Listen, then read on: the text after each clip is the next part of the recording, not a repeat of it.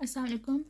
Last हमने disorders वगैरह पढ़े थे और लिम्फेटिक सिस्टम डिस्कस किया था कि लिम्फेटिक सिस्टम क्या है। तो अब नेक्स्ट जो हमारा लेक्चर है that is immunity and it's type. Immunity को हमने डिस्कस किया था फर्स्ट चैप्टर में और 5 चैप्टर में भी कि इम्यूनिटी होती क्या है। इसमें इम्यूनिटी को हमने डिस्कस किया था कि इसमें होता क्या है कि फ़ॉरेन पार्टिकल जब भी कोई हमारी बॉडी में एंटर होता है तो उसको फ़ौरन से हमारी बॉडी के सेल रिकग्नाइज़ करते हैं और उसको बॉडी से रिमूव करने के लिए फ़ाइट करते हैं। तो अब इसमें हम इसकी स्पेसिफिक एक डेफिनेशन जो देखेंगे कि इम्यूनिटी की डेफिनेशन क्या है और उसकी फर्दर टाइप्स क्या है और किस तरह से हम फ़ॉरेन पार्टिकल को बॉडी से रिमूव कर सकते हैं। तो इम्यूनिटी बेसिकली क्या है कि ability to recognise a foreign material. अब सबसे पहले तो ये है कि जैसे ही कोई फॉरेन पार्टिकल हमारी बॉडी के अंदर एंटर होता है तो उसको रिकग्नाइज़ करना इम्यून सिस्टम का काम है।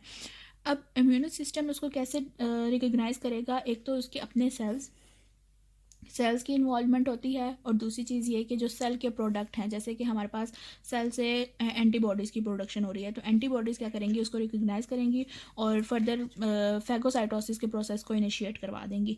और सेल्स इटसेल्फ किस तरह से इन्वॉल्व हैं? जो लिम्फोसाइट्स हैं या मैक्रोफेजिस सेल्स हैं वो इन्वॉल्व होते हैं उसकी रिमूवल में।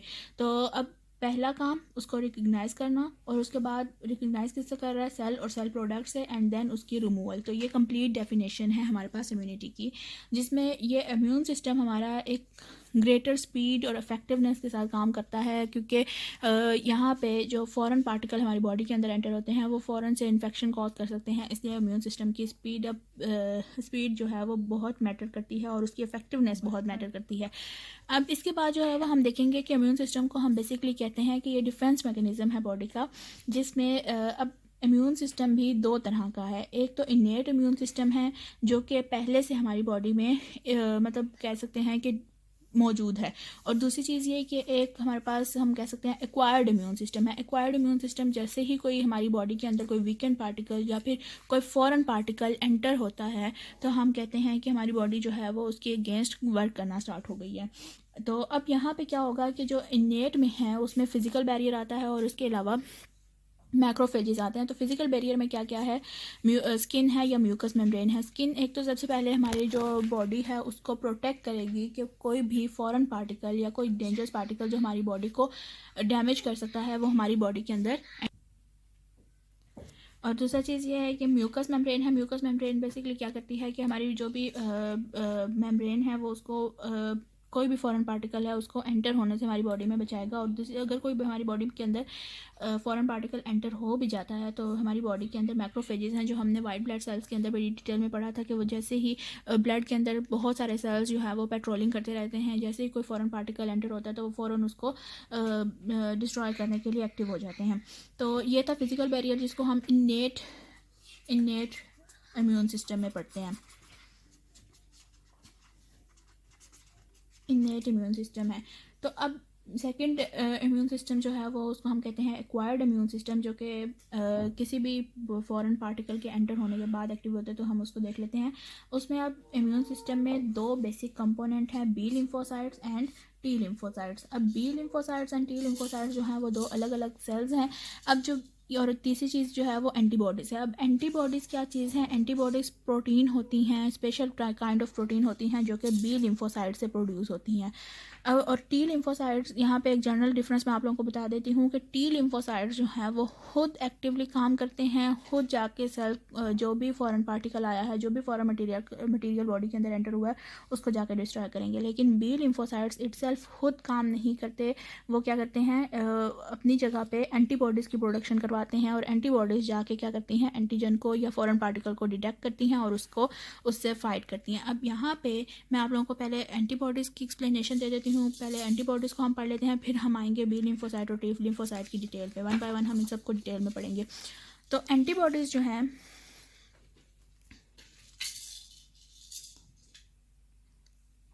एंटीबॉडीज़ जो हैं वो स्पेशल प्रोटीन हैं जिनका सेकंड नेम हम कहते हैं कि इम्यूनोग्लोबुलिन है। इम्यूनोग्लोबुलिन हम इसलिए कह रहे हैं क्योंकि ये स्पेशल काइंड ऑफ प्रोटीन है। अब ये प्रोड्यूस कहाँ पे हो रही हैं? वर्टिब्रेट के अंदर प्रोड्यूस होती हैं। और इसके अलावा ये अब प्रोड्यूस किस रिस्पॉन्स में हो रही है? कब ये प्रोड्यूस होना स्टार्ट होती हैं? जब भी कोई एंटीजन या फॉरेन पार्टिकल या इम्यूनोजन हमारी बॉडी के अंदर एंटर होता है तो उसके रिस्पॉन्स में एंटीबॉडीज़ की प्रोडक्शन होती हैं। अब यहाँ पे जो इम्यून एंटीबॉडीज़ का मेन फंक्शन बेसिकली क्या है कि ये क्या करती हैं, एंटीजन को जाकर मार्क करती हैं। अब ये एंटीजन का नाम मैं या बार बार यूज़ कर रही हूँ, वर्ड यूज़ कर रही हूँ। ये एंटीजन है क्या? एंटीजन जो है वो फॉरेन सब्सटेंस है जिसको हम इम्यूनोजिन भी कहते हैं। ये फॉरेन सब्सटेंस दो तरह का हो सकता है, कार्बोहाइड्रेट भी हो सकता है और प्रोटीन भी हो सकता है। अब यहाँ पे जैसे ही ये एंटीजन बॉडी के अंदर एंटर होगा तो हमारी जो एंटीबॉडीज़ हैं, हमारे इम्यून सिस्टम से एंटीबॉडीज़ की प्रोडक्शन होना स्टार्ट हो जाएगी। तो मैंने अभी थोड़ी देर पहले भी आप लोगों को बताया था कि एंटीबॉडीज़ कौन से सेल से प्रोड्यूस होती हैं? बी लिम्फोसाइट सेल्स हैं जो कि रिस्पॉन्सिबल हैं for the production of antibodies. और एंटीबॉडीज़ की प्रोडक्शन होती है अगेंस्ट एंटीजन। अब एंटीबॉडी जब एंटीजन के अगेंस्ट प्रोड्यूस होती हैं तो उसका रोल क्या है?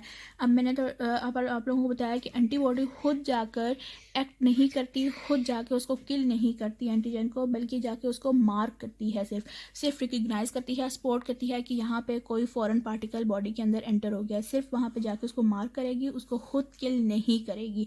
अब किल कौन करेगा? मैक्रोफेजेस इन्वॉल्व होते हैं, फैगोसाइटोसिस का प्रोसेस होता है। दूसरे जो हमारे पास किलिंग सेल्स मौजूद हैं सेल्स के ब्लड सेल के अंदर, वो उसको किल करते हैं। तो अब यहाँ पे क्या होगा कि जब एंटीजन एंटीबॉडीज़ रिकग्नाइज कर लेंगी तो एंटीजन एंटीबॉडी कॉम्प्लेक्स बनेगा और एंटीबॉडी क्या करेगी? एंटीजन को मार्क कर देगी फॉर फैगोसाइटोसिस। फैगोसाइटोसिस का क्या प्रोसेस होता है? इनगल्फिंग। अब वो क्या करेगा? मैक्रोफेजेस को एक्टिवेट करेगा, मैक्रोफेजेस उसको इनगल्फ करेंगे या उसको रिमूव कर देंगे। तो ये हमारे पास जो है वो एंटीबॉडीज़ का रोल है। और उसके अलावा उसके अगेंस्ट मैंने आप लोगों को एंटीजन का बताया है। अब एंटीबॉडीज़ का एक स्पेसिफिक स्ट्रक्चर है, वो हम डिस्कस कर लेते हैं। स्पेसिफिक स्ट्रक्चर उसका किस तरह का है, क्योंकि एंटीबॉडीज़ हर फॉरेन पार्टिकल के लिए अलग प्रोड्यूस होती हैं। अब ऐसा नहीं है कि कोई भी मीजल्स है, मम्स है या कोई भी बैक्टीरिया हमारी बॉडी के अंदर एंटर हो रहा है तो उसके लिए एक ही एंटीबॉडी होगी। नो, ऐसा नहीं होता। हर वायरस, हर बैक्टीरिया के लिए, कोई भी फॉरेन पार्टिकल जो भी हमारी बॉडी के अंदर एंटर हो रहा है उसके लिए सेपरेट एंटीबॉडी होती है। तो ये सेपरेट एंटीबॉडी किस तरह से होती है? अब एंटीबॉडी की जो है वो जो स्ट्रक्चर है वो चेन्स पे कंसिस्ट कर रहा है। तो चेन किस तरह से हैं? बेसिकली यहाँ पे 4 पॉलीपेप्टाइड चेन हैं जिसमें 2 लाइट चेन हैं और 2 हैवी चेन हैं। अब ये 2 लाइट और 2 हैवी चेन किस तरह से हैं? ये जो लार्ज वन है ये वाई शेप में है, ये जो लार्ज वन है इसको हम कह रहे हैं हैवी चेन है, और ये वाली जो है this one is light chain. तो ये भी 2 हैं और ये भी 2 हैं। ये जो लाइट चेन और हैवी चेन है आपस में कनेक्टेड किसके साथ हैं?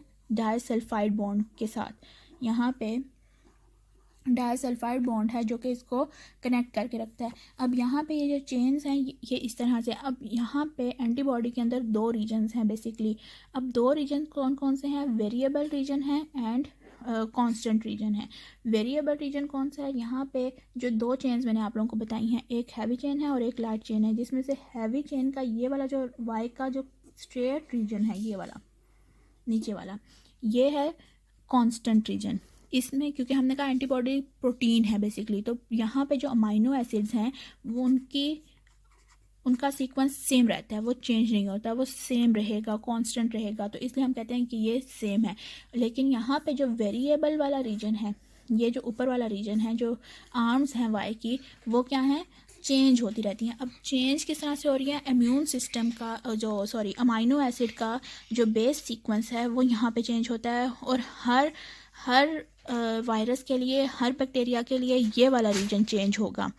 उसके बाद यहाँ पे variable region heavy and light chain determine antigen. अब वेरिएबल रीजन ही है जो कि एंटीजन को डिटेक्ट करता है और उसके साथ बाइंड करके क्या बनाता है? यहाँ पे अगर फॉर एग्जांपल ये कोई वायरस एंटर हुआ है बॉडी के अंदर, तो यहाँ पे जो एंटीबॉडी है वो इसको डिटेक्ट करेगी और क्या बना देगी? Antigen antibody complex. और उसके बाद कांस्टेंट रीजन, सब जितने भी एंटीबॉडीज़ हैं, जिस भी वायरस, जिस भी बैक्टीरिया के लिए वो एंटीबॉडी बन रही है, उन सब के लिए वो जो उसका कांस्टेंट रीजन है उसमें अमाइनो एसिड का सीक्वेंस सेम रहेगा। तो ये सारा था एंटीबॉडीज़ के बारे में।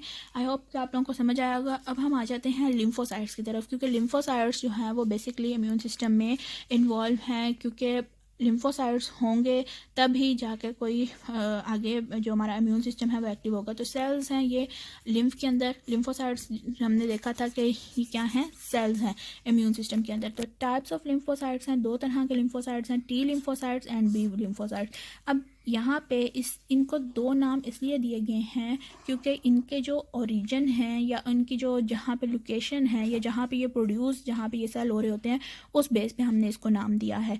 ये क्या है, टी लिम्फोसाइट, और ये है बी लिम्फोसाइट। टी लिम्फोसाइट और बी लिम्फोसाइट को हम दोनों को वन बाय वन डिस्कस करते हैं और देखते हैं कि इसको किस बेस पे नाम दिया गया है और इनका रोल क्या है। टी लिम्फोसाइट को अगर हम डिस्कस करें तो ये थाइमस ग्लैंड के अंदर प्रोड्यूस होते हैं। थाइमस ग्लैंड कहाँ पे लोकेट करता है, हमारे हार्ट के पास जो चेस्ट कैविटी है उसमें लोकेट कर रहा होता है। तो यहाँ पे जो सेल्स प्रोड्यूस होंगे, जो लिम्फोसाइट्स प्रोड्यूस होंगे, हम उनको कहेंगे टी लिम्फोसाइट्स। अब टी लिम्फोसाइट्स का रोल क्या है, ये जो लिम्फोसाइट्स हैं इनके अंदर कोई भी एंटीबॉडी की प्रोडक्शन नहीं होती बल्कि सेल्स डायरेक्टली इन्वॉल्व होते हैं। अब जैसे ही कोई फॉरेन पार्टिकल एंटर हुआ, इन टी लिम्फोसाइट्स ने क्या करना है, उसको रिकग्नाइज करना है कि ये हमारी बॉडी का सेल नहीं है। वो फ़ौरन से उसको रिकग्नाइज करेगा, मार्क करेगा और साथ ही क्या कर देगा, जो माइक्रोब्स हैं या जो फॉरेन पार्टिकल एंटर हुआ है उसको क्या करेगा, रिजेक्ट, उसको रिमूव करने में इन्वॉल्व हो जाएगा। टी लिम्फोसाइट इटसेल्फ इन्वॉल्व होता है, सेल इन्वॉल्व होता है। अब इसके अलावा ये लिम्फोसाइट्स जो हैं वो टी लिम्फोसाइट्स, ये जब हम कभी भी कोई ट्रांसप्लांट वगैरह होता है तो उस टाइम पे हम कहते हैं कि टिश्यू जो है वो बॉडी ने रिजेक्ट कर दिया है, तो वो रिजेक्शन कौन करता है, टी लिम्फोसाइट बेसिकली वो रिजेक्शन करते हैं। और यहाँ पे जहाँ पे सेल इटसेल्फ इन्वॉल्व हों रिमूवल ऑफ माइक्रोब्स में या कंपैटिंग ऑफ माइक्रोब्स में, तो हम कहते हैं कि ये सेल मेडिएटेड रिस्पॉन्स है इम्यून सिस्टम का, क्योंकि इसमें कोई भी एंटीबॉडीज़ की फर्दर किसी और सेल की प्रोडक्शन नहीं हुई, किसी और प्रोटीन की प्रोडक्शन नहीं हुई। सेल ने खुद काम किया है और खुद जाकर उस एंटीजन को डिटेक्ट करके रिमूव करवाया है। उसके अलावा second type is B lymphocyte. अब बी लिम्फोसाइट जो है वो फर्स्ट डिस्कवर हुए हैं ग्लैंड्स से। कौन से ग्लैंड्स हैं, बुर्सा ऑफ फैब्रिकेशियस। अब यहाँ पे बुर्सा ऑफ फैब्रिकस जो है वो क्या करेगा, ये कहाँ पे प्रेजेंट था, सबसे पहले इसको जब डिटेक्ट किया गया तो ये वॉल ऑफ क्लोइका में प्रेजेंट था, जो कि बर्ड्स में एक ऑर्गन है उसमें प्रेजेंट था, लेकिन लेटर ऑन ये मैमल्स में भी डिस्कवर हुआ। तो अब इस बुर्सा ऑफ फैब्रिकस की वजह से इसको नाम दिया गया है बी लिम्फोसाइट का। अब इसमें जो बी लिम्फोसाइट का रोल है, मैंने पहले आप लोगों को बताया कि बी लिम्फोसाइट्स जो हैं वो रिस्पॉन्सिबल होते हैं for the production of antibodies. तो यहाँ पे क्या होगा कि बी लिम्फोसाइट्स जैसे ही कोई भी फॉरेन पार्टिकल हमारी बॉडी के अंदर एंटर होता है तो ये बी लिम्फोसाइट क्या करेंगे, उस फॉरेन पार्टिकल को रिकग्नाइज करेंगे और ये बी लिम्फोसाइट एक्टिवली डिवाइड होना स्टार्ट हो जाएंगे। इसकी डिवीजन जो है वो क्या करेगी, प्रोडक्शन ऑफ प्लाज्मा सेल्स के लिए रिस्पॉन्सिबल है। जब प्लाज्मा सेल्स प्रोड्यूस होंगे तो प्लाज्मा सेल्स के अंदर क्या प्रोड्यूस होगा, एंटीबॉडीज़ प्रोड्यूस होंगी। अब इन एंटीबॉडीज़ ने क्या करना है, इन एंटीबॉडीज़ ने एंटीजन को जाके रिकग्नाइज करके मार्क करना है। वो जब उसको मार्क करेगा तो जब ये एंटीबॉडीज़ मार्क हो जाएंगी तो ये मैक्रोफेजेस जो सेल होते हैं जो कि वाइट ब्लड सेल्स के अंदर होते हैं उनको एक्टिवेट करेगा और वो मैक्रोफेजेस सेल्स क्या करेंगे, उन फॉरेन पार्टिकल को इनगल्फ करेंगे।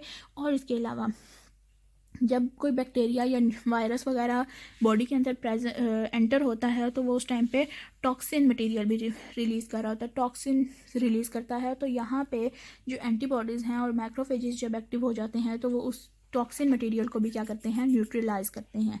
और यहाँ पे ये इसमें इस वाले सिस्टम को हम कहते हैं ह्यूमोरल इम्यून सिस्टम। लास्ट जो हमने पढ़ा था उसको हमने सेल मेडिएटेड रिस्पॉन्स कहा था और ये है ह्यूमोरल। अब सेल मेडिएटेड क्या था, जिसमें सेल खुद फॉरेन पार्टिकल में इन्वॉल्व हो रहे थे, फॉरेन पार्टिकल को रिमूव कर रहे थे। अब यहाँ पे ह्यूमोरल में क्या हुआ है, एंटीबॉडीज़ की प्रोडक्शन हुई है। ये सारा मैंने डिटेल में बताया। ये डिफरेंस भी आप लोगों से अक्सर पूछा जाता है, what is the difference between cell mediated and humoral immune system.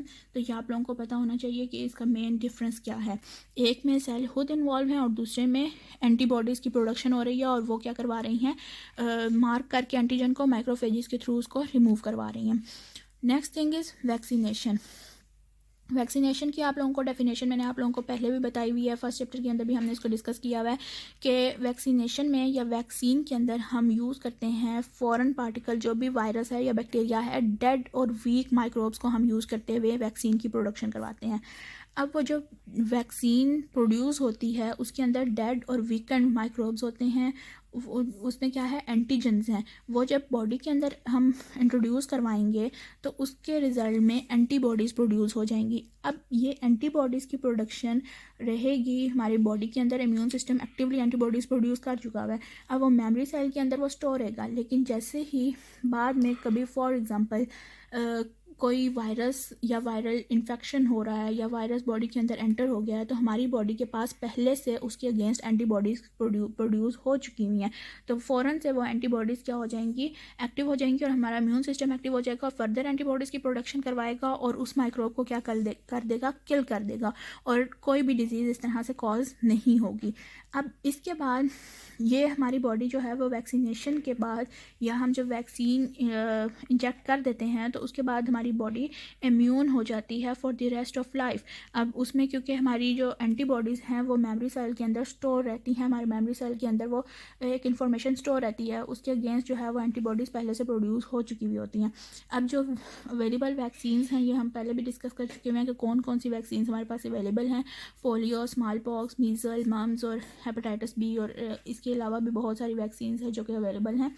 तो अब यहाँ पे नेक्स्ट हम देख लेते हैं कि इम्यूनिटी की टाइप्स कौन सी हैं, क्योंकि हमने स्टार्टिंग में देखा था कि इम्यूनिटी को डिस्कस करना है और इम्यूनिटी की टाइप्स पढ़नी है। तो दो बेसिक टाइप्स हैं, active immunity and then passive immunity.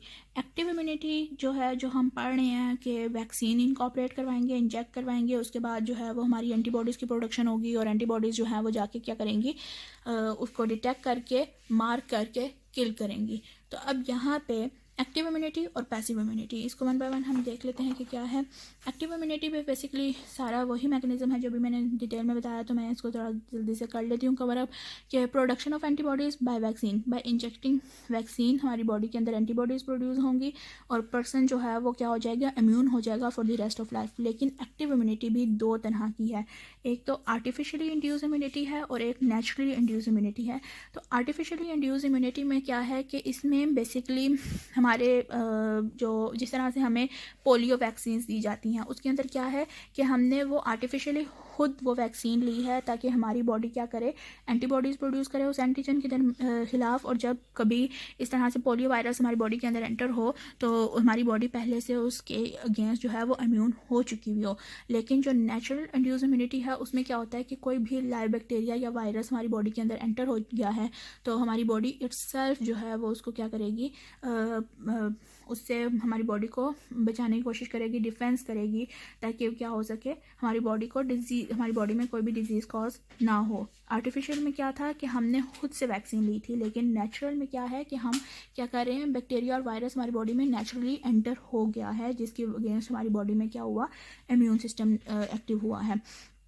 Next is passive immunity. Passive immunity में बेसिकली क्या होता है कि हम इसमें हमारी बॉडी जो है वो खुद एंटीबॉडीज़ प्रोड्यूस नहीं करती, बल्कि किसी भी दूसरे पर्सन से एंटीबॉडी या पर्सन या एनिमल से एंटीबॉडीज़ की जो है वो एंटीबॉडीज़ लेकर उसमें इंजेक्ट करवाई जाती हैं। अब ये जो इम्यून सिस्टम है, ये इम्यूनिटी है, ये टेम्परेरी इम्यूनिटी है, क्योंकि इसमें इम्यून सिस्टम जो है वो टेम्परेरी इम्यून होता है, बॉडी टेम्परेरी इम्यून होती है। क्योंकि इसमें एंटीबॉडीज़ को इंजेक्ट करवाया जाता है। जिस तरह से अभी कोई हम रोड वगैरह पे गिरते हैं तो हम कहते हैं कि टेटनस का इंजेक्शन लगवा लें, तो उसमें क्या होता है कि हमें चांसेस होते हैं कि कोई भी बैक्टीरिया बॉडी के अंदर एंटर हो सकता है जो भी वाउंड हुआ है उसके थ्रू। तो अब यहाँ पे ये जो टेटनस का इंजेक्शन वगैरह होता है उसमें बेसिकली हम क्या करते हैं, एंटीबॉडीज़ को लेते हैं हॉर्स की बॉडी से जो कि हमारे पास पहले से प्रिजर्व फॉर्म में होती हैं, हम वो एंटीबॉडीज़ लेते हैं और इंजेक्ट कर देते हैं इनटू द ह्यूमन बॉडी ताकि कोई भी उसके अगेंस्ट जो है वो डिजीज़ ना कॉज हो सके। इसी तरह से रेबीज़ के केस में होता है, जब कोई डॉग बाइट करता है या कोई भी एनिमल बाइट करता है तो उस टाइम पे क्या करते हैं कि इंजेक्शन लगाते हैं। तो उस टाइम पे बेसिकली वो होता क्या है, वो एंटीबॉडीज़ की इंजेक्शन होती है हमारी बॉडी के अंदर ताकि हमारा इम्यून सिस्टम क्या हो सके, एक्टिव हो सके। और इसके अलावा स्नेक बाइट और उसके अलावा है एंटीसीरम। तो एंटीसीरम और एंटीटॉक्सिन्स भी प्रोड्यूस करवाए जाते हैं। एंटीसीरम और एंटीटॉक्सिन्स की एक एग्जाम्पल है मेरे पास कि जिस तरह से हम कहते हैं कि किसी स्नेक ने बाइट किया तो उसके अगेंस्ट हमारे पास अब एंटीबॉडीज़ कहाँ से आएंगी, तो उसमें हम यूज़ करते हैं सीरम को। और उसमें वो कौन सा सीरम है, एंटी वेनम सीरम है, जिसके अंदर वो सीरम है जिसके अंदर एंटीबॉडीज़ प्रेजेंट है। और वो एंटीबॉडीज़ किसके अगेंस्ट हैं, जो कि स्नेक की बाइट की वजह से कोई भी वायरस बैक्टीरिया हमारी बॉडी के अंदर एंटर हो रहा है या माइक्रोब एंटर हो रहा है, तो ये हमारे पास एंटी सीरम आ गया। अब नेक्स्ट इज़ एड्स। एड्स को हम पहले भी डिस्कस कर चुके हुए हैं कि ये एक वायरल डिजीज़ है। इसमें अब क्या होता है कि एक्वायर्ड इम्यून डेफिशिएंसी सिंड्रोम है ये बेसिकली। अब इसमें जो ह्यूमन का इम्यून सिस्टम है वो बहुत वीक हो जाता है, और कोई भी ह्यूमन जो है जिसको जो एड्स से सफ़र कर रहा है उसका इम्यून सिस्टम जो है वो दूसरे बैक्टीरिया और दूसरे जो वायरसेस हैं उसको इजीली क्या कर सकता है, कैरी कर सकता है, मतलब कि उसमें इजीली वो एंटर हो सकते हैं। और उसका क्योंकि इम्यून सिस्टम एक्टिवली काम नहीं करेगा, तो अगर इम्यून सिस्टम काम नहीं करेगा तो एंटीबॉडीज़ की प्रोडक्शन नहीं होगी, तो ईज़िली दूसरी डिजीज़ भी उस पर्सन को हो सकती हैं। तो अब इसमें हमारे पास जो है वो एड्स की स्प्रेड किस तरह से ज़्यादा है। अगर हम किसी भी जो पेशेंट है जो एड्स से पर्सन सफ़र कर रहा है उसका अगर हम ब्लड ट्रांसफ्यूज़ कर दें, हम किसी और को वो उसको ट्रांसफ्यूज़ कर दें ब्लड, तो तब भी हो सकता है। सेक्सुअल कांटेक्ट और फिज़िकल कांटेक्ट के थ्रू भी एड्स जो है वो ट्रांसफ़र हो सकता है। तो इसकी प्रिवेंशन यही है कि इसमें जो है वो ना तो उस जो डिजीज पर्सन है उससे ना तो हम ब्लड लें या तो उससे कोई फ़िज़िकल कांटेक्ट हो, ताकि ये इससे हम बच सकें, क्योंकि इसमें इम्यून सिस्टम जो है वो बहुत वीक हो जाता है और एंटीबॉडीज़ की प्रोडक्शन नहीं होती। तो इसमें जो ज़्यादातर चीज़ें पूछी जाती हैं इस क्वेश्चन में, ये तो लॉन्ग क्वेश्चन में भी आता है, लेकिन अगर इसमें शॉर्ट क्वेश्चन आंसर में चीज़ें पूछी जाती हैं वो आर एक्टिव इम्यूनिटी की जो हमने टाइप्स देखी थी, आर्टिफिशियल इंड्यूस इम्यूनिटी और नेचुरल इंड्यूस इम्यूनिटी का पूछा जाता है। एक्टिव इम्यूनिटी और पैसिव इम्यूनिटी का डिफरेंस पूछा जाता है। और इसके अलावा जो मैंने सेल मेडिएटेड और ह्यूमोरल इम्यून सिस्टम का बताया था, इसका डिफरेंस पूछा जाता है। और वैक्सीन और ये रोल ऑफ टी लिम्फोसाइट्स वगैरह इस तरह के क्वेश्चन शॉर्ट बनते हैं। तो ये आप लोगों का चैप्टर 14 एंड हो गया है। तो आप लोगों ने सारे लेक्चर सुनने हैं और इसमें से आप लोगों का लॉन्ग क्वेश्चन जो है वो ज़रूर आता है इस चैप्टर में से। तो आई होप कि आप लोगों ने सही तरह से इसकी तैयारी की होगी और साथ साथ लेक्चर समझे होंगे। तो थैंक यू सो मच। अल्लाह हाफ़िज़।